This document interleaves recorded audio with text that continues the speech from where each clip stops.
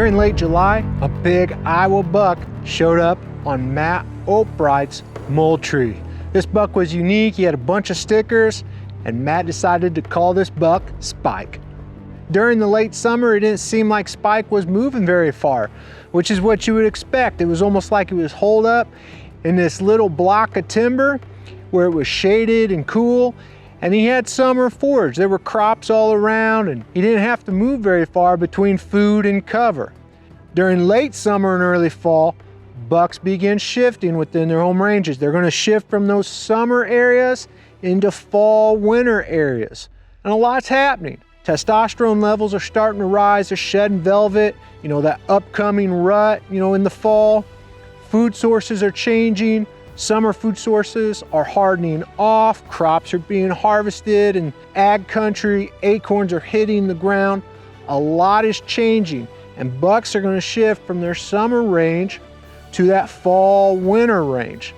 How far are they going to shift and travel? Well, that's dependent on the individual buck, herd dynamics, food sources, habitat types. There's a lot of variables. During the fall, Matt was using the Moultrie app to keep tabs on Spike. In fact, even under the buck list tab, he'd created a folder named Spike where he could put all those Spike images, keep everything organized, and keep really good tabs on where Spike was active. Matt noticed that Spike seemed to disappear a little, but he would swing back through and hit a scrape even in that area where Spike had been active during the late summer. However, as Matt was kind of planning his hunts, trying to pin down where Spike was active, he noticed during the end of November, Spike made a big shift within his home range. He moved about 1.5 miles south to another farm. Why the big shift during this period? We can't know what was going through Spike's mind, but it was likely due to survival. On this farm, there was high quality winter food and cover, and they were close by. And it was likely Spike made that shift within his home range to the resources he needed during those cold temperatures. Into November's past the peak of the rut. Remember, during the rut, bucks could lose up to 30% of their body weight. That takes that 200-pound buck down to 140. He needs a lot of calories to replenish what he's lost and to start building fat again to try to get through winter. Quality cover is also important for deer, and it's not the timber that Spike was using during the late summer, early fall. During the winter, quality cover for deer is at 0 to 3 feet. And native vegetation like grasses is great cover. It's going to shear that wind and help hold heat in. That's going to help conserve energy for deer. Matt's done a great job over the years using prescribed fire to promote great cover. And in addition, this portion of the farm, it's got high quality cover right next to food. That food cover pattern on the landscape, well, that means you can pack a lot of critters in, and deer don't have to move very far from cover to food. They're conserving energy, and they're more likely to get up and feed during daylight hours. Matt has applied this same strategy over the years, and he's tagged some dandy bucks. Seeing Spike make this shift to cover and food, Matt was excited because firearm season was just around the corner. Matt mounted his Burris Fullfield to his Winchester 400 Legend, hit the range, and it wasn't long before he was dialed in. As temperatures kept dropping, it was looking pretty good for Matt's hunt. Deer prefer carbs, energy-rich carbohydrates during those cold temperatures. Standing corn, soybean pods, milo heads, or acorns. During the warmer days, they're going to go to greens. But that grain can be a hot hunting location.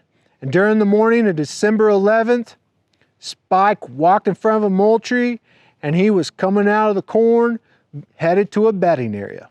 Just a few days later, during the morning of the 13th, Spike was on that same pattern, coming out of the corn, going to a bedding area. During the afternoon of December 13th, Matt slid into an elevated ghillie blind overlooking the cornfield. It's about 3:20. Pretty cold. I don't know if it's negative 19, 20 degrees still, but winds picked up here probably in the last hour. It says it's supposed to get down to like negative 35 here tonight. So usually from monitoring all the mulching mobiles that we have out, that 4 o'clock time frame seems to be the dinner bell for them. So we're going to get tucked back in here to this redneck ghillie barn. Hopefully get eyes on a couple of the nice bucks we've got on camera. So keep our fingers crossed and see how it goes. Matt wasn't in the blind long when he spotted the first deer. As the hunt continued, deer just started pouring out of that cover, coming to feed. Growing Deer is brought to you by Bass Pro Shops and Cabela's. Also by Green Cover Food Plots, Winchester, PH Outdoors, Black Widow Bows, Moultrie, Steel, Fleet Outdoor Apparel, Morel Targets, Fourth Arrow, Soil Pro Outdoors, Scorpion Venom Archery, Case IH Tractors, Burris Optics, and Redneck Hunting Blocks.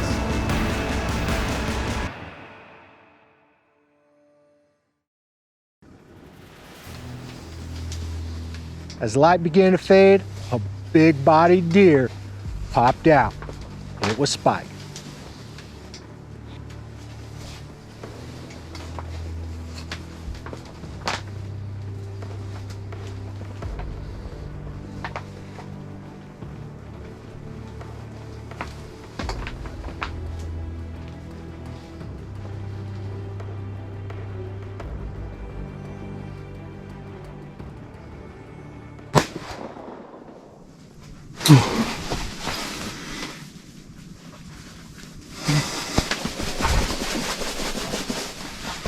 It got really cold after the sun went down, and Matt was thankful that Winchester PowerPoint dropped Spike in his tracks, and he wasn't going to have to spend any time tracking. Isn't that awesome?